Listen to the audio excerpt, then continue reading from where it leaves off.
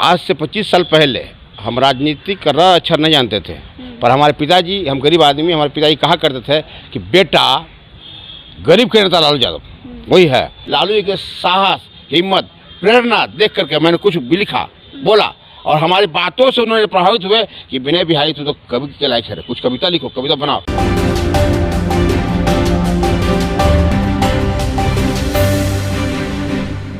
श्लोक के माध्यम से लोगों को बोलते हैं, ये आपको कहाँ से आया है? ये गुण लालू प्रसाद यादव जी से मिला है। ऐसा कैसे बोल कैसे बताते हैं? आज से 25 साल पहले हम राजनीति करना अच्छा नहीं जानते थे, पर हमारे पिताजी, हम गरीब आदमी, हमारे पिताजी कहा करते थे कि बेटा गरीब के नेता लालू यादव वही है। तो हम सेवक है, सेवा करने का प्रबल प्रवृत्ति मेरे अंदर है। मैंने उसी दिन तय किया था कि पिताजी और माताजी की सेवा के बाद अगर पिताजी माताजी नहीं रहे तो सेवा करना देश के करेंगे और लालू प्रसाद यादव करेंगे, क्योंकि वही नेता है।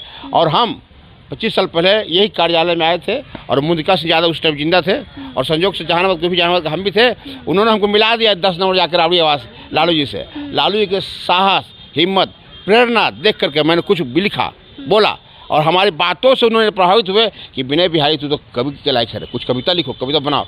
हम कि सर, हम आपको देखने के बाद मेरा हृदय जो है ना प्रफुल्लित हो गया। अब कुछ नहीं चाहिए। हमको पता था कि लालू यादव जी से अगर मिल लेंगे तो हमको स्वर्ग ही मिले तो नहीं लेंगे, तो नहीं, तुमको स्वर्ग मिले नहीं मिले, लेकिन तुम लिखो। वहाँ से मैंने लिखना शुरू किया और लिखना शुरू किया कि आज अंदाज ये है कि हमको कविता के वजह से तेजस्वी यादव जी, लालू यादव जी, 2 साल पहले मैंने बेटी की शादी किया था 2 मई 2022 को। तेजस्वी यादव जी हमारे घर पर चल गए, जब कोई सोचा नहीं था। मेरी पत्नी नहीं कहते, बेटा को नहीं कहते, कोई सोचा नहीं था कि तेजस्वी यादव जी आएंगे। पूरा इलाका स्तब्ध रह गया। लोकसभा चुनाव में जिस तरह से बीजेपी अपना दाव पेच लगा रही है और वो आश्वासन लोगों को दे रही है कि बिहार में 40 की 40 सीट हमारे झोली में होगी, क्या ये सच है? देखिए, उसमें उन्होंने आश्वासन दिया था, गारंटी दिया था अच्छे दिन का। उन्होंने गारंटी दिया ताकि 100 दिन के अंदर कालाधन लाएंगे, भारत के प्रत्येक नागरिक के अकाउंट में 15 लाख डलवाएंगे। ये 10 साल हो गए भैया, पैसा आयल 1 रुपया, तो झूठे वादे करते हैं और देश की जनता को ठगते हैं। अब की बार मुखी खाएंगे, वापस नागपुर होते गुजरात को जाएंगे। हम उनसे कहना चाहते हैं, उनकी गारंटी है, उनकी गारंटी पक्का है अच्छे दिन नहीं लाने का, उनकी गारंटी पक्का है काला धन नहीं लाने का, उनकी गारंटी पक्का है आंखों में आंसू भर जाने का और जनता त्राही त्राही कराने का। गारंटी है उनका। और उनकी वादा क्या बात करें, उनकी वादा आज तक कोई पूरा नहीं हुआ है। हाँ, ये बात अलग है कि नफरत की राजनीति कर करके, गुमराह कर करके, हिंदू मुस्लिम कर करके एक तरफा जो गुमराह हो सकते हैं, जो भटक सकते हैं, उनको भटका करके, संख्या को बढ़ा करके, वोट हासिल कर करके मायावी लोग माया लेकर आए हैं। अब भोली भाली जनता को 2014 में फुसलाया है।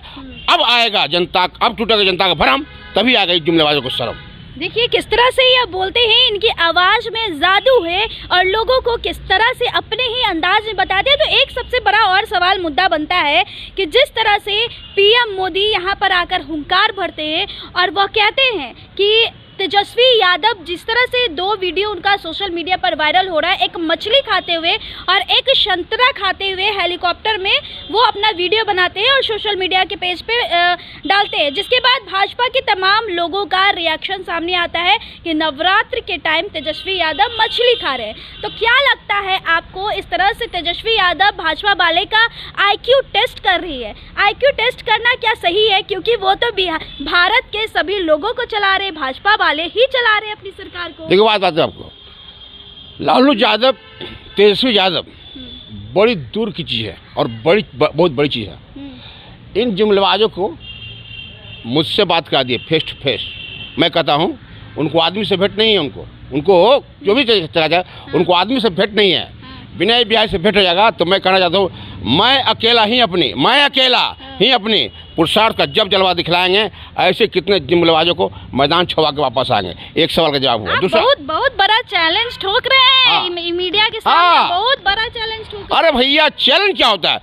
जिनके पास कुछ कर गुजरने की हसरत रहती है, वो चैलेंज कहीं कुछ नहीं है।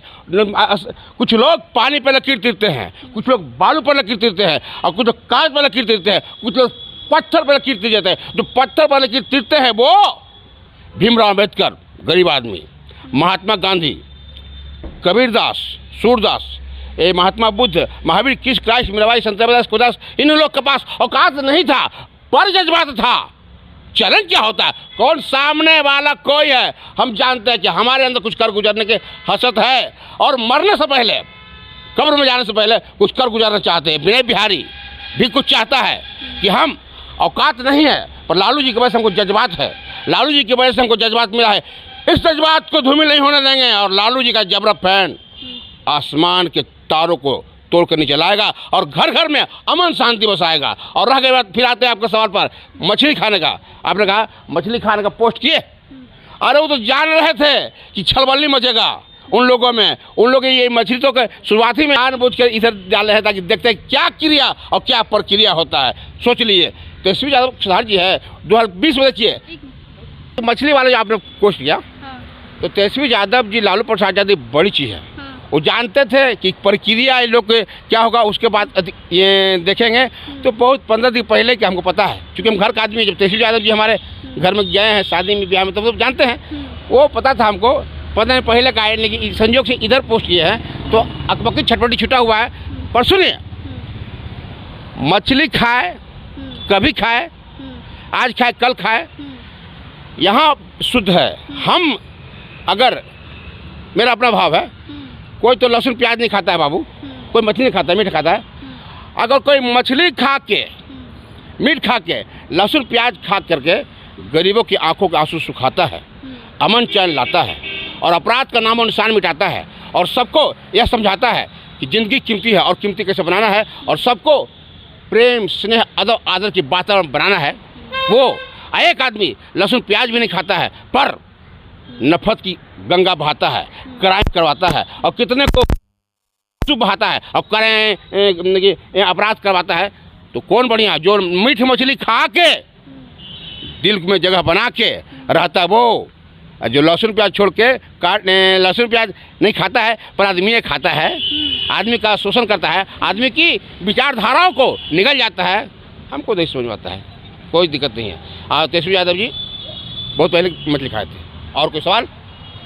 जी हाँ, ये देखा आपने किस तरह से विनय बिहारी, जिनको बोलने की है बीमारी, अपने कविता और अपने स्लोगन के माध्यम से तमाम जनता और तमाम विरोधियों की आंखें खोलने की बात कही है और खुलेआम इन्होंने भाजपा वाले को चैलेंज भी किया है कि इनके सामने आकर के, इनके आंखों में आंखें मिलाकर इनके टक्कर में बात करें। तो कैसी लगी आपको यह रिपोर्ट, हमें कमेंट सेक्शन में ज़रूर बताएं। तो फिलहाल आज की खास रिपोर्ट यहीं तक थी। इस रिपोर्ट के साथ जुड़े रहे हमारे चैनल के साथ। बहुत बहुत धन्यवाद।